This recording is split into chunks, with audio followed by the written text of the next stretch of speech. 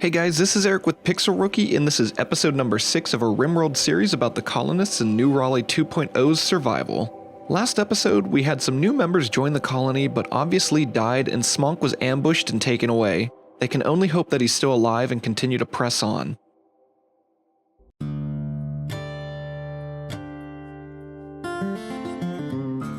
King Size had another mental break and was binging on leftover drugs that he found in the base's stockpiles. It looked like he was almost halfway to kicking his addiction at this point. Another raid attacked the base and were invading immediately. As they were approaching, Joey Tucker was caught outside of the base by himself while hunting.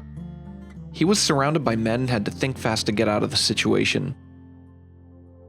It looked like they didn't completely notice him and were firing at King Size while he was returning to the base.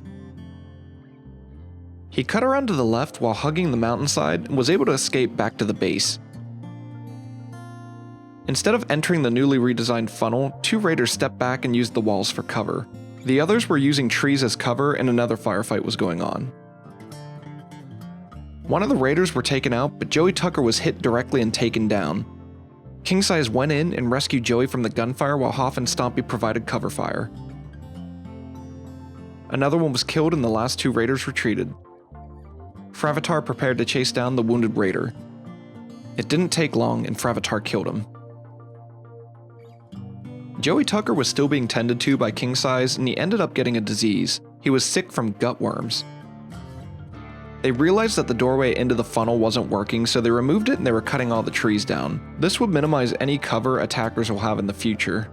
In order to continue their advanced research, Hot Dog finished the construction of a multi-analyzer tool so Stompy would have all the resources necessary to research the most advanced tech. This was a big step for New Raleigh 2.0 and they decided to start researching fabrication. King Size had another mental break from the withdrawal and slaughtered one of the tamed muffalos. He snapped out of it right after though. That evening, he had another mental break and was wandering around in a dazed state. They decided to have the crypt prepared in case something happened to any of the other colonists. They didn't want anyone else to suffer the cruel fate that Obvious Lee did. Looking at King Size's health, he's about 70% of the way to completing his withdrawal. Not too much longer now. They finally researched their comms console, which gave them the ability to communicate with space traders and other colonies. They also needed an orbital trade beacon and they were all set with their comms station. Things were moving along nicely, their base was continuing to grow and their food supplies were looking decent. On the 10th of April-May on the second year, they were raided again and they were attacking immediately. The raiding party wasn't too large, but the men got into their positions regardless and prepared for the attack. The first raider was hit by multiple turret shots and fell back immediately. He didn't make it far. The other men closed in and were met with shotguns and rifle fire. 2 more men died and the remaining 2 began to flee. One of the fleeing raiders were slowed down by one last gunshot. Fravatar went in to take her out. He caught up quickly enough and only knocked her out. He decided to capture her and try to recruit her instead of killing her off. Because of a heat wave right before the raiders were defeated, it was time to shut down the heaters and turn back on the air conditioners. They wanted their base to be nice and comfortable. The next night, King Size went catatonic and was completely incapacitated in the dining hall. Hot Dog quickly got out of bed to rescue him and keep him in the med bay to recover. He was getting closer to kicking his addiction, but he needed to rest a little bit longer. That same day, Joey Tucker passed out while working the crops and needed to be rescued. Hot Dog stopped what he was doing to help Joey. It looked like his gut worms were still giving him issues. Hot Dog placed him in the med bay and continued working on growing more food. A couple days later, 3 of the colonists got sick from sensory mechanites: Joey Tucker, Hoff, and Hot Dog. They needed to rest and be tended to so it doesn't do too much damage to them. Fravatar tended them, and they were able to get up and keep working. The next day, it looked like King Size was almost completely withdrawn from his addiction. It was a long time and a lot of effort, but it finally paid off and he was no longer addicted to the drugs that he was on before joining the colony. On the 1st of August, their prisoner made an attempt to escape the base. It looks like she was able to secure a weapon from Stompy's room though. While Stompy and King Size were making their way to the prisoner, she snuck into Hot Dog's room and grabbed a rifle. Stompy began fighting her in melee combat so nobody would get shot. He was having issues taking her down though. He slowly backed out of the room while King Size made his way in to continue the fight.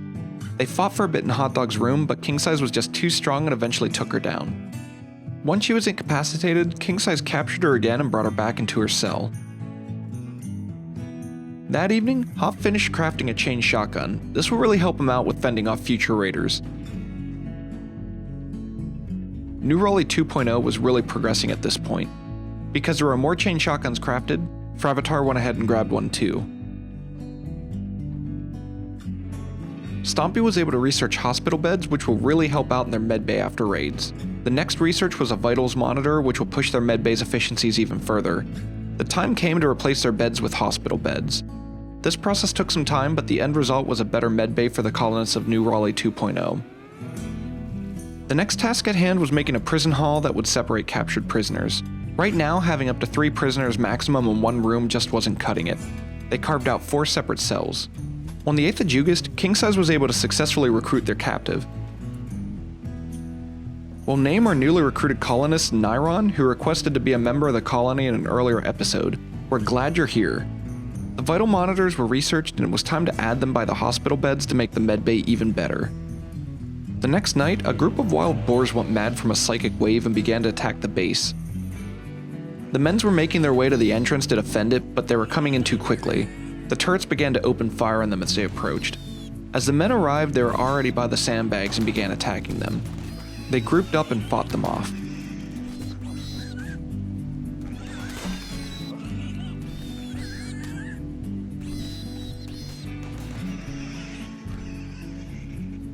It took some time, but they killed them all and took in their corpses for food.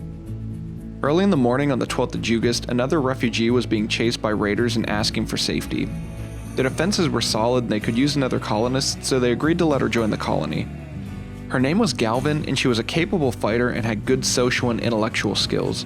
She made her way back into the base to grab a weapon and help defend as the raiders arrived to begin their attack. The men began to make their way into the funnel where the turrets and men began to open fire. They were already taking heavy fire with nowhere to go except forward, and they got close enough for the shotguns to begin shooting at them. The men were dropping quickly, but one managed to make it to the front line. He was surrounded and being shot at from every angle. In a mad panic, he fired at Fravatar and was killed immediately after. Another man died at the same time, and the rest decided to flee. 2 of the raiders were wounded as they were making their escape. Fravatar and King Size went after each of them. Fravatar began fighting off the straggler, and King Size made his way up to the other men. They easily finished them both off and allowed the rest to escape.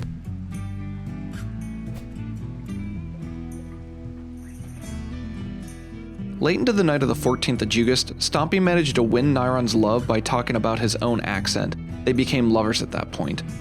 Looking over their base, New Raleigh 2.0 was becoming quite the home for the colonists. They were hoping to continue their growth and maybe even leave this Rimworld one day. With all of this growth, they expanded their food storage space even more. They wanted to have a large stockpile, just in case. That evening, a local gazelle went mad and began attacking Galvin, who was right by it. She tried to flee to the base, but it was able to keep up with her and keep on an aggressive attack. King Size was making his way out to help her, but it was still attacking her aggressively. Right before King Size showed up to help, the turrets took it down. He went ahead and finished it off and took it into the freezer for storage. Galvin was pretty banged up, so she made her way into the med bay. On the 4th of September, a group of cows self-domesticated and joined the colony. This would be a nice addition to the base. The next day, another raid was preparing to attack their base. Unfortunately, one of their new cows were grazing right where the raiders arrived and was assaulted. It tried to flee, but they ruthlessly attacked it.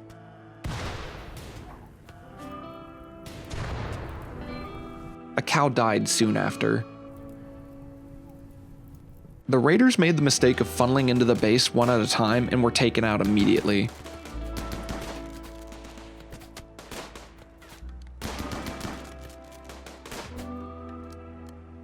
A few more came in and died until the rest of them decided to flee. The next day, another stroke of luck hit their base. A group of Labrador retrievers joined the base too. The poor dog's luck changed very quickly though, as a nearby cougar immediately attacked one of them. The other dogs fled so they wouldn't suffer the same fate. Sadly, one of their new dogs perished right away. The decision was made to begin a mining expedition into the neighboring mountain in hopes of uncovering some components that could be mined and stored in the base. Plans were laid out, and as they began working in the mountain, another cold snap hit the area. It didn't take long and they were already successful in finding some compact machinery. Joey Tucker mined away at it and they added it to their stockpiles. A few days prior, one of the neighboring tribes called the Kin League of Enio offered peace talks to improve their relationships with the Pixel Rookies. They decided it would be worth the journey, so Galvin and Fravatar volunteered to take one of the cows to the nearby meeting site and see what happens. It was not a very far distance to travel, so they began to pack their things and get ready to head out. Fravatar waited for Galvin to show up and they were on their way.